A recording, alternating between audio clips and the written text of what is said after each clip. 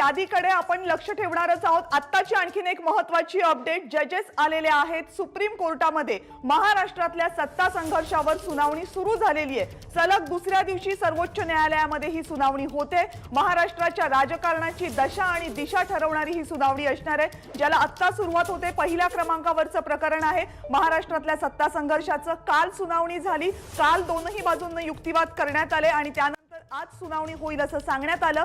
सुधारित प्रतिज्ञापत्र द्यायला सांगितलं होतं न्यायालयाने शिंदे गटाला, ते प्रतिज्ञापत्र दिलं गेलं असेल आणि त्यानंतर आता महत्त्वाच्या कायदेशीर बाबींवर कोर्टामध्ये याच प्रकरणी सुनावणी सुरू झाली आहे। एकूण 5 याचिका आहेत ज्या न्यायालयाच्या समोर आहेत, ज्यावर सुनावणी सुरू झालेली आहे। सुनावणी संदर्भातले पहिले अपडेट घेण्यासाठी पुन्हा एकदा प्रशांतकडे जाऊयात। प्रशांत,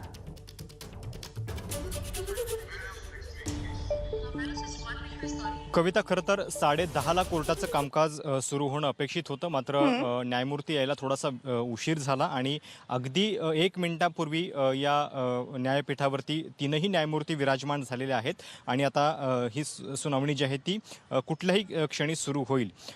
कदाचित अनेकदा असं असतं की सुनावणी सुरू होण्याच्या आधी न्यायमूर्ती एकत्रितपणे त्या मुद्द्यांवरती चर्चा करतात आणि ही एक शॉर्ट मीटिंग जी आहे ती त्यांची या सुनावणीच्या आधी झालेली असावी आणि त्याच्यानंतर ते आता कोर्टरूममध्ये आलेले आहेत आणि आता आर्ग्युमेंट जे आहे ते सुद्धा सुरू कुठल्याही क्षणी होईल।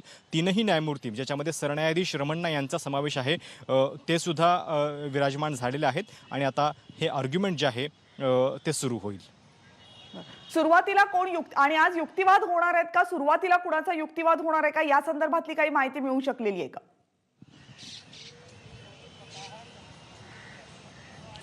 नक्कीच, खरं तर काल कोर्टानं शिंदे गटाचे जे वकील आहेत, ज्येष्ठ वकील हरीश साळवे यांना त्यांचं रिटर्न सबमिशन जे आहे ते रिड्राफ्ट करून पुन्हा सबमिट करायला सांगितलेलं होतं। साहजिक आहे की पहिल्यांदा या संदर्भातली विचारणा होईल, कारण कुठली नवीन कागदपत्र किंवा कुठले नवीन प्रश्न त्यांनी डिझाईन केलेले आहेत, कुठले क्वेश्चन ऑफ लॉ आहेत की ज्याची या सुनावणीमध्ये त्यांना उत्तरं हवी आहेत, याच्यावरतीच पहिल्यांदा चर्चा होईल आणि ते कागदपत्र किंवा ते डॉक्युमेंट जे आहे ते सबमिट झालेलं आहे की नाही याची विचारणा जी आहे ते पहिल्यांदा कोर्ट करेल।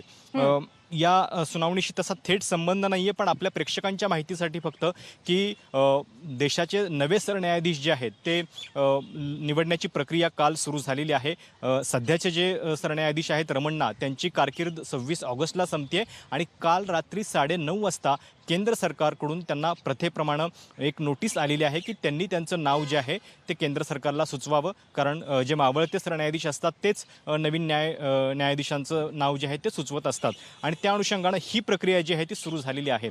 त्याचा एक दुसरा म्हणजे बिटवीन द लाईन्स अर्थ हा पण असतो की जे सरन्यायाधीश आहेत त्यांनी आता म्हणजे त्यांच्या हस्तांतरणाची प्रक्रिया जी आहे ती सुरू करावी, फार काही मेजर डिसिजन जे आहेत ते त्यांनी घेऊ नयेत, असा एक त्याचा म्हणजे सहसा एक अर्थ काढला जातो।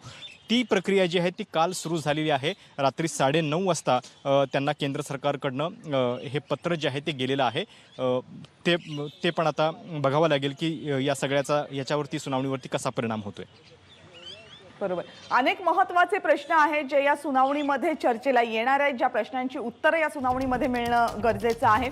शिवसेना नेमकी कुणाची, हा सध्याच्या घडीचा या केसच्या निमित्तानं पुढे आलेला प्रश्न आणि या प्रश्नाभोवती जितकी प्रश्नचिन्ह आहेत त्यातलं महत्त्वाचं उत्तर खरं तर सुप्रीम कोर्टाच्या याच सुनावणीमधून आपल्याला मिळू शकणार आहेत। अर्थातच प्रश्न अनेक आहेत। आमदारांच्या अपात्रतेचा मुद्दा आहे, त्याही मुद्द्यावर काल बराच खल झालेला आहे आणि बंडखोरी म्हणजे काय, हे सगळे आमदार ज्यांनी बंडखोरी केली आहे ते पक्षातनं बाहेर गेलेत की ते अजूनही पक्षात आहेत, ते जर पक्षात असतील तर ते नवं चिन्ह का मागतायत, निवडणूक आयोगाकडे का गेलेत, असे अनेक प्रश्न कालच्या सुनावणीमध्ये सुद्धा चर्चेला आले। न्यायालयानं त्यांना वाटत असलेले काही प्रश्न उपस्थित केले, त्या सगळ्यावर साधक वादक चर्चा झाली आणि आज पुन्हा एकदा या सगळ्याची सुनावणी होतीये। महाराष्ट्रातल्या सत्ता संघर्षाच्या या सुनावणीसाठी जजेस पोहोचलेत, वकील पोहोचलेले आहेत। ठाकरे गटाकडनं कपिल सिब्बल आणि अभिषेक मनु सिंघवी हे युक्तिवाद करतात। आणखीन देवदत्त निकम आणि आणखी एक वकील राजीव धवन हे सुद्धा आहेत जे या केसमध्ये ठाकरे गटाची बाजू मांडतात। तर दुसरीकडे शिंदे गटाकडनं ज्येष्ठ विधिज्ञ हरीश साळवे हे युक्तिवाद करतात। महेश जेठमलानी यांनीही काल युक्तिवाद केला। तिसरीकडे राज्यपालांची बाजू सॉलिसिटर जनरल तुषार मेहता मांडतायत। काल या 3ही बाजूंकडनं युक्तिवाद करण्यात आले, वेगवेगळे मुद्दे न्यायालयाच्या समोर ठेवण्यात आले। सगळ्यात महत्त्वाचा मुद्दा हाच होता की मूळ पक्ष पक्ष नेमका कुणाचा, शिवसेना नेमकी कुणाची, हे कसं ठरवायचं आणि कुणी ठरवायचं? निवडणूक आयोगाकडे जे प्रकरण गेलेलं आहे ते स्वतंत्र ठेवायचं की त्याचा या याचिकेसंदर्भात विचार करायचा, या सगळ्या मुद्द्यांवर काल चर्चा झाली. मात्र त्यावर कोणताही निर्णय न्यायालयाचा आला नव्हता. त्यामुळे आज न्यायालय या संदर्भात काही ठोस निर्णय देतं का?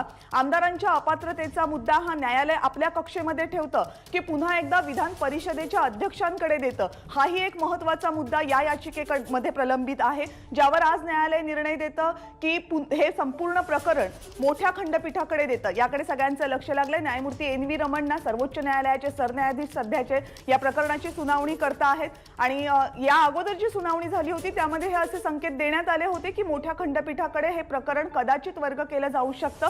मात्र काल त्या मुद्द्यावर कोणतीही महत्त्वाची चर्चा झाली नाही. आज त्या मुद्द्यावर चर्चा होते का याकडे लक्ष लागलेलं आहे. सुप्रीम कोर्टामध्ये सुनावणी सुरू झालेली आहे. बंडखोरी करणं म्हणजे पक्ष सोडण्याची कृती मानायची का, असा महत्त्वाचा मुद्दा पुन्हा एकदा युक्तिवादामध्ये आलेला आहे. शिंदे गटाकडून घटनेच्या 10व्या सूचीचं उल्लंघन झालंय का, अपात्रतेबाबतचा निर्णय घेण्याचा अधिकार नेमका कुणाला, हे सगळे प्रश्न काल उपस्थित झालेले आहेत. या प्रश्नांची उत्तरं नेमकी काय आजच्या सुनावणीमध्ये मिळतात का याकडे लक्ष आहे. पुन्हा एकदा प्रशांतकडे जाऊयात. प्रशांतकडे मी जाणार आहे, पण त्या अगोदर आजच्या सुनावणीबाबत सुप्रीम कोर्टामधले वकील प्रशांत केंजळे यांनी काल झालेल्या सगळ्या युक्तिवादाचं विश्लेषण केलंय. प्रशांतनं त्यांच्याशी संवाद साधलाय. आपण तो संवाद अगोदर